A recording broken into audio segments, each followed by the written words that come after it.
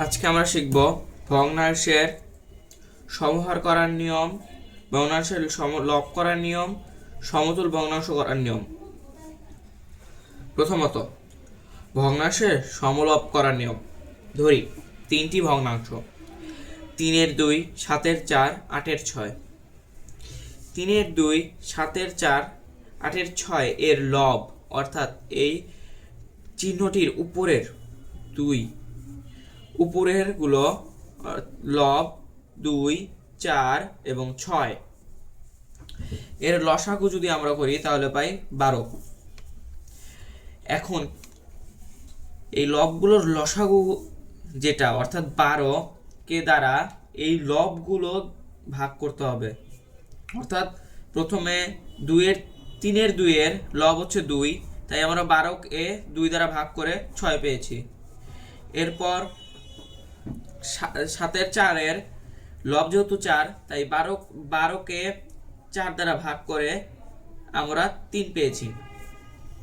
এরপর 8-এর 6 এর লব যেহেতু 6, তাই আমরা 12 কে 6 দ্বারা ভাগ করে 2 পেয়েছি।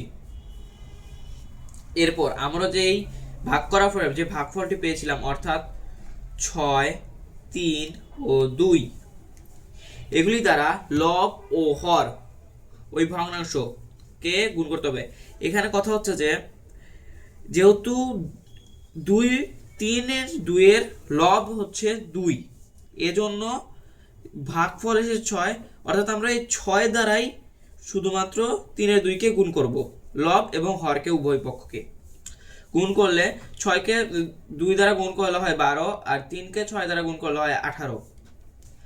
আবার যেহেতু আমরা 7-এর 4 এর লব ছিল 4, তাই আমরা 12 কে 4 দ্বারা ভাগ করে 3 পেয়েছি। অতএব 7-এর 4 এর ভগ্নাংশটির 7 এবং 4 কে 3 দ্বারা গুণ করতে হবে। 3 গুণন 4 12 এবং 3 গুণন 7 21। একইভাবে 6-এর 8, এখানে ভাগফল যেহেতু 2 পেয়েছিলাম, তাই 6 গুণন 2 12 এবং 8 গুণন 2 16। সুতরাং 2-এর 3, 7-এর 4 ও 8-এর 6 এর সমলব ভগ্নাংশ হবে 18/12, 21/12 এবং 16/12। এখানে লবগুলো সমান, তাই একে সমলব বলে। উত্তর 18/12, 21/12 এবং 16/12। দ্বিতীয়ত ভগ্নাংশের সমহর করার নিয়ম। ধরি তিনটি ভগ্নাংশ 2-এর 1, 4-এর 3, 8-এর 2।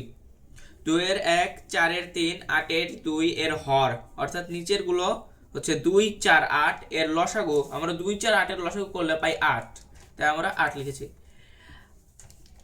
সমলবের মতোই 8 কে প্রথমটির হর দ্বারা ভাগ করে 4 পেয়েছি, 8 কে দ্বিতীয়টির হর দ্বারা ভাগ করে 2 পেয়েছি এবং 8 কে তৃতীয়টির 8 দ্বারা ভাগ করে 1 পেয়েছি। অথবা যেটির ভাগ ফল যেটি সেটি দ্বারা গুণ করতে হবে। গুণ করার পরে 1 গুণন 4 4, 2 গুণন 4 8, 3 গুণন 2 6, 4 গুণন 2 8, 2 গুণন 1 2, 8 গুণন 1 8। সুতরাং 2-এর 1, 4-এর 3, 8-এর 2 এর সমহর ভগ্নাংশ হবে 8-এর 4, 8-এর 6 ও 8-এর 2। উত্তর 8-এর 4, 8-এর 6 ও 8-এর 2। এখানে হরগুলো যেহেতু সমান, অর্থাৎ হরগুলো যেহেতু 8, তাই একে সমহর বিশিষ্ট ভগ্নাংশ বলে। এরপর তৃতীয়ত সমতুল ভগ্নাংশ করার নিয়ম। সমতুল ভগ্নাংশে একটি ভগ্নাংশকেও সমতুল করা যায়, আবার একাধিক ভগ্নাংশকেও সমতুল করা যায়। সমতুল করা একদমই সহজ। সমতুল করার জন্য যে ভগ্নাংশটিকে আমরা সমতুল করব, এখানে আমরা ধরেন 3-এর 1 কে সমতুল করব, সমতুল ভগ্নাংশ করব।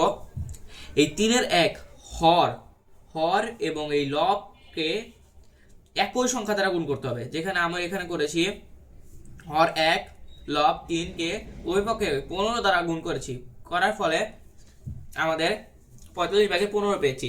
অর্থাৎ এই 3-এর 1-এর সমহর সমতুল ভগ্নাংশ হচ্ছে 45/15। একইভাবে যে কোনো সংখ্যা দ্বারা গুণ করলে, এখানে আমি 2 দ্বারা গুণ করেছি, তাই 7 দুগুণা 14, 10 দুগুণা 20, 12 দুগুণা 3 12 36, 3 15 45। সুতরাং 3-এর 1-এর সমতুল হবে এই প্রথমে যেটা পাইছিলাম 45/15, 7-এর 10-এর সমতুল হবে 20-এর 14, 15/12 এর সমতুল হবে 45/36। আজ এই পর্যন্তই, বিদায়।